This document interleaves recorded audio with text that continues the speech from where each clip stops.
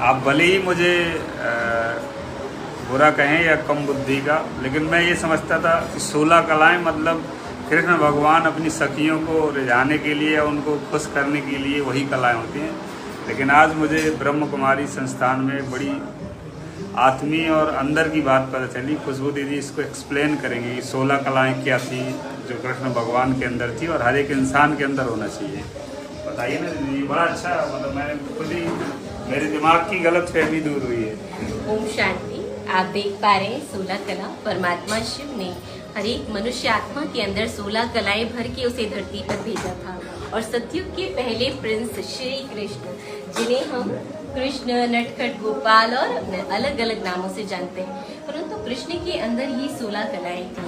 हमारे आश्रम पर जो भी ब्रह्मा कुमारी दीदियाँ होती हैं वो रोज सवेरे उठकर पहले इन्हीं को देखती हैं, ताकि उनका जीवन और आने वाले हर जन्म में उन्हें श्री कृष्ण जैसी कलाएं। इसमें 16 कला में पहली कला है निश्चित रहने की कला। हर स्थिति में हमें निश्चित रहना, चिंता चिता तक पहुंचाती है, चिंता से दूर रहना। अगली है व्यवहार करने की कला। किससे कैसा व्यवहार करना है वो कला भी मनुष्य आत्मा के अंदर एक बिल्कुल पुलिस के लिए बहुत जरूरी है। आप प्रेम से बात करते हो तो 10 लोग आते हैं, और आप दुत्कार कर बात करते हो तो जो पीड़ित होता है वो भी दूर भाग जाता है। तीसरी कला स्वस्थ रहने की, क्योंकि व्यस्त होने के बाद कई बार हम सेहत का ध्यान नहीं रखते, तो स्वस्थ शरीर होगा तो दिमाग भी मस्त रहेगा।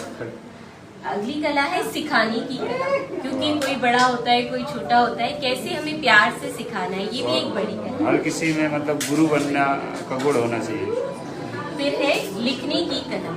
कई बार हम रफ डफ लिखते रहते हैं और फिर हमारी राइटिंग खराब हो जाती है। मैं तो लोगों को सलाह देता हूँ कि अगर आपको आगे जीवन में बढ़ना तो गाली भी किसी को देना तो लिख के दो।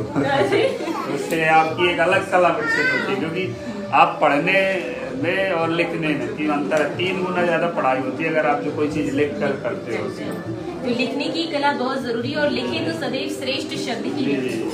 फिर अगली कला है हमारी पालना देने की कला, क्योंकि जैसे माँ पालना देती है, हर एक पुरुष में भी पालना के गुण होते हैं और नारी में भी। बिल्कुल, पालना मतलब आश्रय, एक तरीके से किसी को आप उसको ख्याल रखना, इस प्रकार। और अगली कला है आगे बढ़ने की कला। खुद को भी आगे बढ़ाना है। कई बार जिम्मेवारियों में हम पीछे हो जाते हैं, सबको आगे करते हैं, लेकिन हमें खुद भी आगे बढ़ना है और सबको आगे। अगली कला है हास्य कला। कई बार हम अनुशासनहीनता के साथ हंसते हैं, जिसे आसुरी हंसी कहा जाता है। तो हंसी सदैव दैवी तुल्य हो और ऐसी हो जो सबको सुख दे। अगली कला है समाने की कला। बातों को समाना है, हर बात को जरूरी नहीं है सबको